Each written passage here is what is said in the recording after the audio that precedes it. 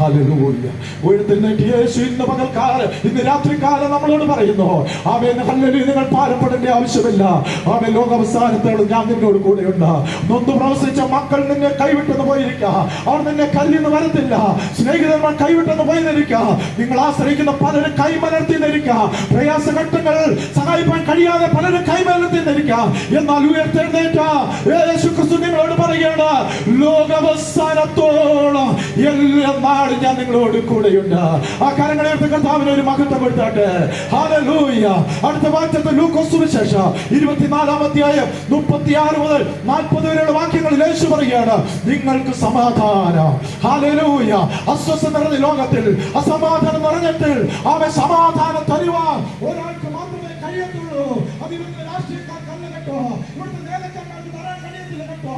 എന്നാൽ യഥാർത്ഥ സമാധാനം കഴിയുവാൻ ഉയർത്തെഴുന്നേറ്റ് യേശു ക്രിസ്തുവിന് മാത്രമേ കഴിയത്തുള്ളൂ. ഉയർത്തെഴുന്നേറ്റ് യേശു ക്രിസ്തുവിന്റെ വാഗ്ദത്തമാണ് നിങ്ങൾക്ക് സമാധാനം.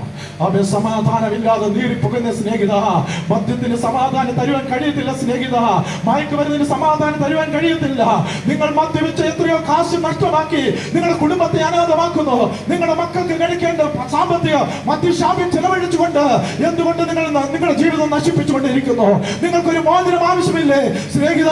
യേശു നിന്നെ വിളിക്കുക, യേശു നിന്നോട് പറയുക, സ്നേഹിത, നിനക്ക് സമാധാനം തരുവാൻ എന്റെ യേശു കഴിയും. ഒരു പൈസ മുടക്കാതെ, ഒരു കർമ്മങ്ങൾ ചെയ്യാതെ ഈ സൗജന്യമായി സമാധാനം നൽകുവാൻ എന്റെ യേശുവിന് മാത്രമേ കഴിയത്തുള്ളൂ.